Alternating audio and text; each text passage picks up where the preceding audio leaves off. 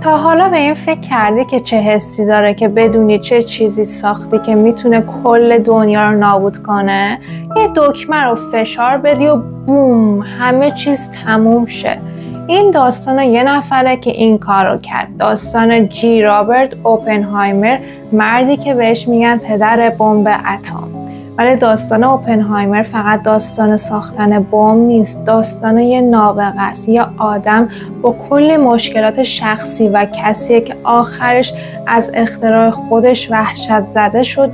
پس با من همراه باشین تا بریم تو دل زندگی این آدم عجیب و غریب. خب بذار از اول شروع کنیم. اوپنهایمر توی خانواده پولدار یهودی تو نیویورک به دنیا آمد. از همون بچگی معلوم بود این پسر یه چیز دیگه است. توی شیمی، فیزیک، حتی سنگشناسی استعداد عجیبی داشت. فکرشو بکن، بچه بود ولی مخش از استاداش هم بیشتر کار میکرد. رفت هاروارد و بعدش کمبریج. ولی یه مشکلی بود. توی فیزیک تئوری عالی بود ولی کارهای آزمایشگاهی رو افتضاح انجام میداد.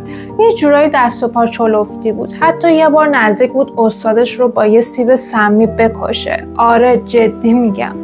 افسردگی هم داشت و حالش خیلی میزون نبود. زندگی شخصیش هم مثل خودش پیچیده بود. اول عاشق یه خانومی به اسم جین تتلاک شد که خیلی درگیر مسائل کمونیستی بود و همین موضوع بعداً براش دردسر شد. بعدش هم با کیتی ازدواج کرد که اونم داستانای خودشو داشت. تو همین گیرودار تو دنیای علم داشت میترکون. رفت آلمان و دکترای فیزیک کوانتوم گرفت و روی چیزایی کار کرد که مغز آدم سوت میکشه. مثلا یکی از اولین کسایی بود که ایده سیاهچاله ها رو مطرح کرد. آره همون سیاهچاله هایی که امروز کلی در موردش میشنویم.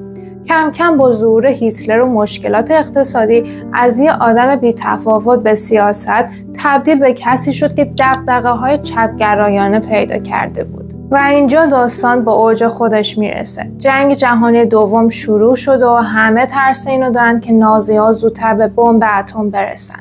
دولت آمریکا یه پروژه فوق سری راه میندازه به اسم پروژه منهتن. حدس بزن کی رو میذارن مسئول این پروژه؟ دقیقاً خود اوپنهایمر. اون بهترین مغزهای دنیا رو یه جا جمع کرد و توی بیابون تو نیو مکزیکو شروع کردن به ساختن چیزی که تاریخ رو برای همیشه عوض میکرد. فشار وحشتناک بود. هم باید سریع کار میکردن، هم باید از پس مشکلات علمی برمی اومدن و بالاخره سال 1945 اولین بمب اتمی آزمایش شد. خود اوپنهایمر بعدها گفت که وقتی اون قارچ اتمی رو دیده این جمله از یک کتاب مقدس هندی به ذهنش اومده: حالا من مرگ شدم، نابودگر دنیاها. فکرشو بکن چه حس سنگینیه. بعد از جنگ اوپنهایمر یه قهرمان ملی بود ولی خودش حال خوبی نداشت. وقتی دید چه بلایی سر هیروشیما و ناکازاکی اومده وحشت کرد. تمام تلاشش رو کرد که جلوی مسابقه تسلیحاتی رو بگیره و میگفت باید روی سلاح‌های هسته‌ای کنترل بین‌المللی وجود داشته باشه.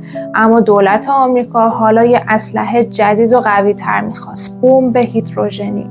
اوپنهایمر شدیداً مخالف بود. همین مخالفت و اون سوابق چپگرایانش باعث شد که بهش شک کنن.